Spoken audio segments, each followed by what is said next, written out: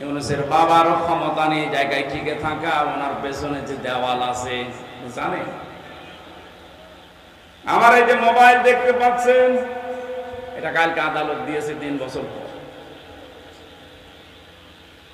এখানে যদি কল আসে, সর্বোচ্চ জনাব তারেক জিয়ার পিএস অপু ভাই আমার সাথে জেলে ছিল 3 বছর, খুব বেশি হলেও উনি কল দিতে পারে। কথা বলছে না? সর্বোচ্চ বাংলাদেশে আমার মনে হয় খুব বেশি থেকে বেশি হলেও জামাত ইসলামের যিনি আমির আছে ডাক্তার শফিকুর রহমান, উনি দিতে পারে। আর ডাক্তার ইউনূসের মোবাইলে কল আসে কোথা থেকে জানেন আপনি?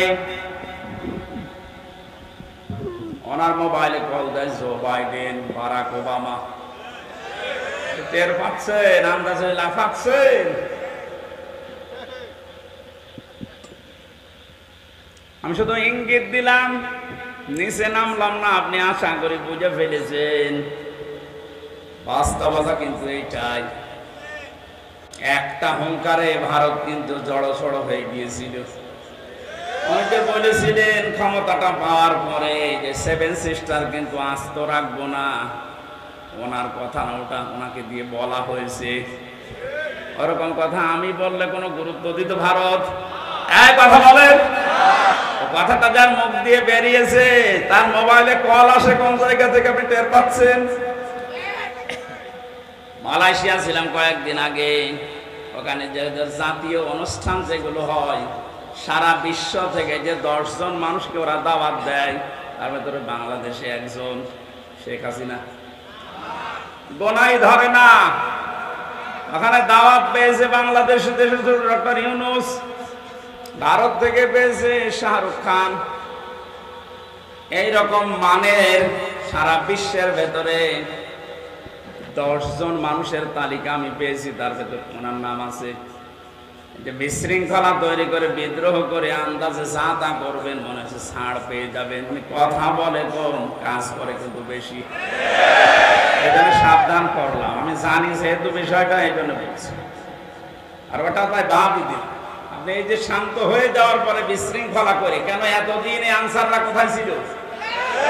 15 বছর আপনি তো কোনোদিন মাঠে নামেননি। আপনার এত বড় আদায় করা দরকার। 15 বছর কোথায় ছিলেন আপনি? 9 সাল থেকে শুরু করে 24 সাল পর্যন্ত 42,000 আনসার নিয়োগ হয়েছে। তার 35,000 হচ্ছে গোপালগঞ্জে। ইয়ার কি আমরা জায়গা পান না? আর আমরা কি এই 63 জেলার লোক সব ঘাস কাটছি? কি করেননি বলেন?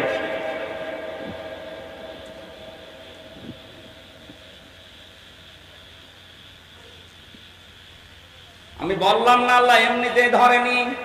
পাপ যখন পরিপূর্ণ হয়ে গেছে, আল্লাহ বলেন ইন্না বাতশা রাব্বিকা লাশাদীদ, আমার ধরা বড় শক্ত ধরা। আমি যদি সত্যিই কাউকে ধরি, ফেরাউনকে আল্লাহ স্বৈরাচারী হওয়ার কারণে ধরেছিল। ও কিন্তু শেষ পর্যন্ত বলেছিল আন্নাহু লা ইলাহা ইল্লাল্লাযী, ইল্লাল্লাহ বলতে পারে না। তাফসীরে মুফাসসির লিখেছেন কাবীরের ভেতরে আল্লামা ফখরুদ্দিন রাজি, তিনি বলেন ফেরাউন যখন লা ইলাহা ইল্লাল্লাহ বলতে পারে না, ইল্লাল্লাযী পর্যন্ত বলতেছিল, ফেরেশতা জিবরাইল এসে মুখে কাঁটা দিয়ে দিয়েছে। এখান থেকে একটা শিক্ষা আছে। মুফাসসির প্রায় 7টা শিক্ষা এখানে বের করেছেন, আমি একটা বলছি। যারা জেনে অপরাধ করে, ফেরাউন কিন্তু না জেনে দোষ করে নাই, অপরাধ করে নাই, জেনে বুঝে দোষ করেছিল। ও যে অত্যাচার করেছিল জনগণের উপরে, ও যে স্বৈরাচার হয়েছিল, জেনে বুঝে হয়েছিল। এজন্য পাপ যখন পরিপূর্ণ হয়ে যায়, ওই সময় যদি মানুষ ভালো হতেও চায়, আল্লাহ তাকে আর নেয় না। যেন আপনাদেরও শিক্ষা নেওয়া লাগবে। পাপ যদি আমাদের পরিপূর্ণ হয়ে যায়, অনেকে মনে করে যা করে শেষে একবার হজ করে ভালো হয়ে যাবে। আপনার হজ বরাতে থাকলে তো এমন ভাবে আল্লাহ ধরবেন, চোখের পলক পড়ানোর সময় দেবেন না। ওয়ালা তাহসাবান্নাল্লাহা গাফিলান আম্মা ইয়ামালুস সালিমুন, ইন্নামা ইউআখিরুহুম লিয়াউমিন তাশখাসু ফীহিল আবসার। সূরা ইব্রাহিমের 42 নম্বর আয়াতে আছে, আল্লাহ পাক বলেন, নবী আপনি কি মনে করেন যে জালেমদের সম্পর্কে আমি কোনো খোঁজ রাখি না? ভালো করে শোনেন, এই পৃথিবীতে সবচেয়ে বেশি তীক্ষ্ণ নজর আমি আল্লাহর জালেমদের প্রতি। কাদের প্রতি? এজন্য জালেম যেন হয়ে না যায়। ইত্তাকি দাওয়াতাল মাজলুম, নবীজি বারবার এই কথা জানিয়েছেন, উম্মতেরা আর চাই করো মাজলুমের বরদোয়া থেকে নিজেকে বাঁচিয়ে রাখবা। ফাইন্নাহা লাইসা বাইনাহু ওয়া বাইনাল্লাহি হিজাব, কারণ মাজলুমের বরদোয়া আর আল্লাহর ভেতরে কোনো হিসাব পর্দা থাকে না, সরাসরি কবুল হয়ে যায়। মাটির নিচে যখন আমার চোখ কালো কাপড় দিয়ে বেঁধে, হাত পেছনে হ্যান্ডকাপ দিয়ে বেঁধে রেখে, পায়ে ডান্ডা বেড়ে দিয়ে, মাথায় দড়ি দিয়ে 11 ঘন্টা টাঙিয়েছিল, এত অসহায় মনে হচ্ছিল মাটির ওই নিচের ঘরে।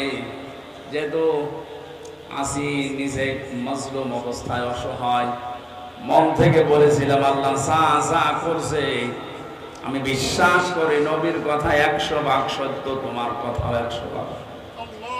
তুমি দয়া করে আমাকে কিছু দেখিও। আল্লাহ দেখিয়েছেন।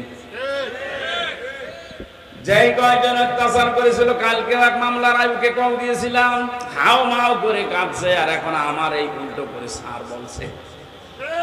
স্যার কি করা লাগবে, কি করা লাগবে মানে আমার বাবার কাছ থেকে যে 10 লাখ টাকা নিবে, বললে আর মামলা দেবো না, টাকা বলতো। জালেমদেরকে পথ দেখায় না, হেদায়েত দেয় না, দেবও না। ইয়াহদি, এটা মোজারে, বর্তমান, ভবিষ্যৎ, প্রেজেন্ট, ফিউচার, দুইটা কাল নিয়ে আল্লাহ শব্দটা গঠন করে জানাতে চেয়েছেন। যেদিনে কোরআন নাযিল হয়েছে ওই দিন থেকে কিয়ামত পর্যন্ত কোন জালেমকে আল্লাহ পথ দেখান না, হেদায়েত দেন না, দেবেনও না।